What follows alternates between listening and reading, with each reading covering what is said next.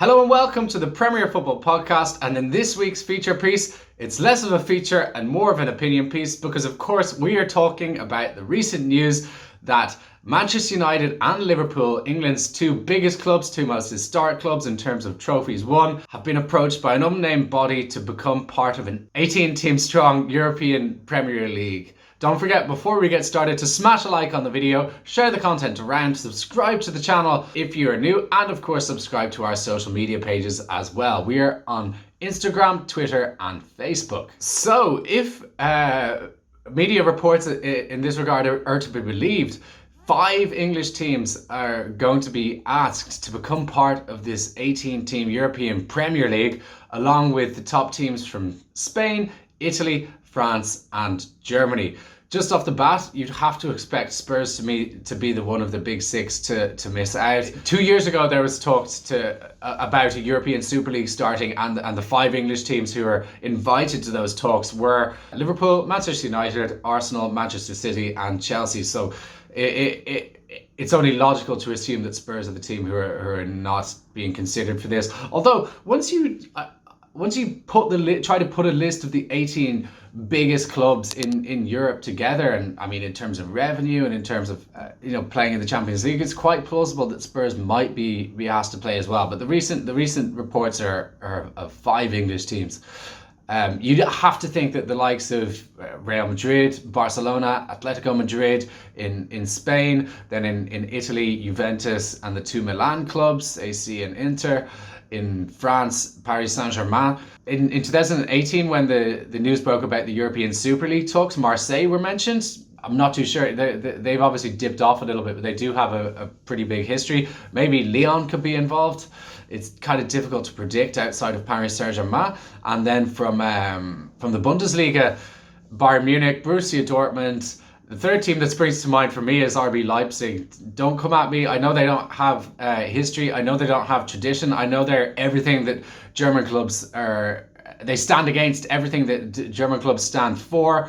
However, this is all about the money, and they are effectively a marketing strategy for the world's leading energy drink brand, energy drink company. So of course they're going to be involved. They have the money, and clubs with money are going to be invited to the table for these talks.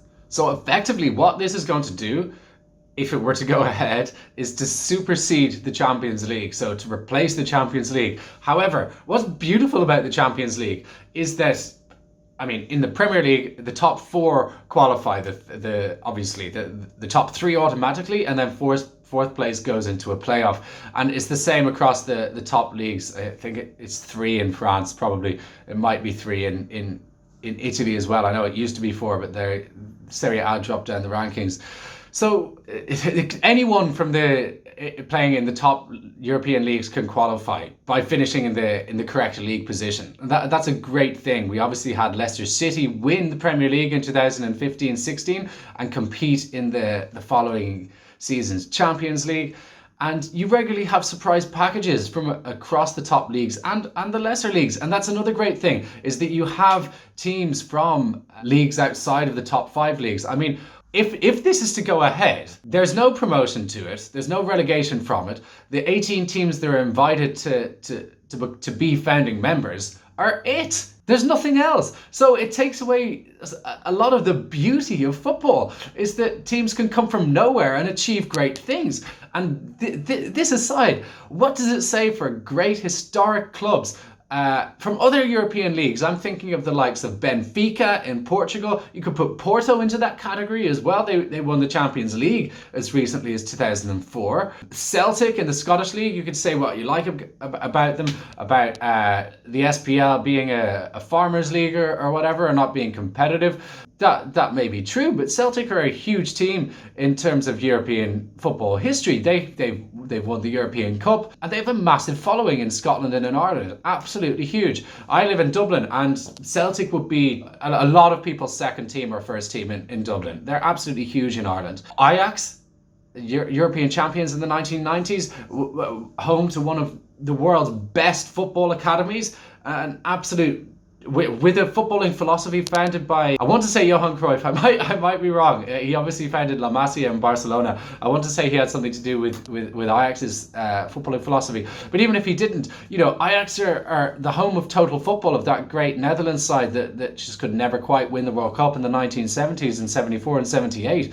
And for clubs like that not to be invited to the table, it's a disgrace, and it just shows that this is all about the money. It shows that the teams involved in these discussions do not care about their own leagues. They don't care about the football pyramid. How could they if they were to actually be thinking of going ahead with this idea? It's an absolute disgrace. And I'm not overly surprised about this, because if you look at the owners of the 5 English clubs who I mentioned would definitely be a part of this. So Liverpool, their owner John Henry obviously owns is it the Boston Red Sox, and he's a venture capitalist. So he invests in projects and then wants to make as much money as possible out of them. So if he's not feeling that he's making enough money out of Liverpool in terms of what Liverpool are bringing to the table in the Premier League and the Champions League, then it's only natural that someone of that nature, who's only interested in maximising his profit, wants to have conversations like this so that he can get an even bigger share for what he's putting in. Manchester United, run by the Glazer family, who bought Manchester United in a move where they didn't actually have to pay anything. They got a loan based on the value of Manchester United's assets. I did a piece about this just a few weeks ago, which you can go back and watch. We'll put a link here. Arsenal, owned by Stan Kroenke, who's the owner of Kroenke Sports Entertainment, and obviously he owns like at least 10 American sports teams, and his wife is the heir to the Walmart fortune. Chelsea, owned by Roman Abramovich, a Russian oligarch. And Manchester City, owned by the Abu Dhabi Group, who literally have a bottomless pit of oil money. If we look across Europe, Paris Saint-Germain, owned by the state of Qatar. I mean, these people have one thing in mind and one thing only, and that is making as much money as possible. The media are going to lap this up as well, because the TV rights for the likes of Sky and BT could get for this are going to be huge, but the repercussions for the domestic game across Europe will be largely negative. I've heard a lot of fans from clubs who wouldn't be involved in these talks say, if they want to do this, go ahead, but just leave the domestic leagues. Fair enough. I think that if this is going to happen, it would not be with the teams leaving their domestic leagues. It would be replacing the Champions League. Obviously, there would be more games to play. They're talking about 18 teams here, so maybe they only play each other once and then they go into a playoff, the top 4 into a semi-final and then a final. That would make more sense. Trying to manage playing a whole domestic season and playing in an 18-team league, home and away, it would be very difficult in terms of fixtures. It would just be way too much. So maybe that's how they could do it, by just doing one game. But I can't see them actually leaving their domestic leagues. I just don't see how that happens. It will be to supersede the Champions League, and then maybe the Europa League becomes a bigger spectacle itself, if that would be possible. But without big teams dropping into it, that kind of makes it interesting in the knockout stages. But I mean, the repercussions in terms of the gap in wealth that it would, I mean, that's already big enough not just in the Premier League, but across Europe. The amount of money that these so-called super clubs have compared to the other clubs in their leagues is insane.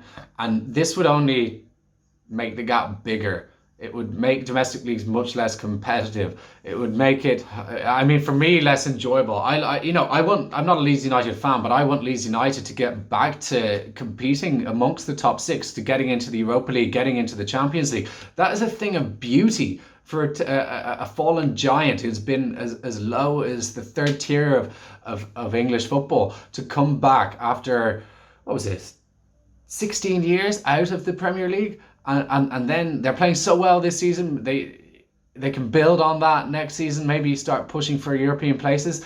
And this would mean that they'd never be allowed to play in the top tier of European football. It's just It's absolutely shocking, and the fact that that it's so elitist, it's so exclusive. They're only considering 18 teams to be in it. There's no chance for other teams to enter. They don't care about big clubs in other European leagues. I've mentioned obviously Benfica, Porto, and Celtic. You could think of the likes of Galatasaray in Turkey as well, a regular fixture in the Champions League. Olympiacos in Greece, a regular fixture in the Champions League. These teams might not be have the biggest star names, but they're always really tough to play against. I mean, what club likes to go and play in Olympiacos or in Galatasaray? They're cauldrons, or Red Star Belgrade from Serbia. I would find this so boring, this European Super League. I don't particularly like watching Barcelona and Bayern Munich and Real Madrid play. It doesn't get me going. I'd much rather... Chelsea played Sevilla just last night, finished 0-0. I didn't watch that. I watched the whole of Chelsea Southampton on the weekend because I knew something interesting might come of it, and it did. Southampton scored twice late on to draw 3-3. It's such an elitist move. It's unsurprising. We've just had the Project Big Picture news last week, 2 weeks ago. It's quite clear that these conversations are getting more concrete. It's quite clear that Liverpool and Manchester United are leading the way here from the English clubs. I'm wholeheartedly against it. My partner here, Rafe, who obviously we do the channel together, he was saying that he wanted me to kind of try to talk about the benefits of this. I suppose what he meant is in terms of the quality of football that would be on display. In my opinion, when you add everything up, you don't get any benefits, because the fact that it's so elitist, the fact that there's no promotion and relegation, there's no qualifying for it. For me, that's the beauty of football, and this is taking away from it. I'd find it as an Arsenal fan, I'd find it very difficult to watch. Not only because Arsenal would get smashed, because Arsenal always get smashed in the Champions League.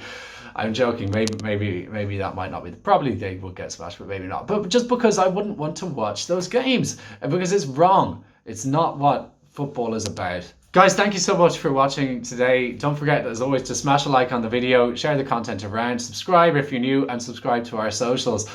Let me know your thoughts. Maybe I'm wrong. I could be shining on. You might have a completely different opinion. Like I said, there's only been a few articles out about this, so I didn't have a lot of news to go off. I do know, obviously, that these conversations have taken place before. Obviously, I mentioned that in 2018 there was talks about European Super League. This is a little bit different, but it's quite clear these talks are taking place. So please interact with us. Let me know your thoughts on the video. Share the content around. Subscribe to the channel. And as always, thank you so much for watching. I'll see you guys in the next video. Peace.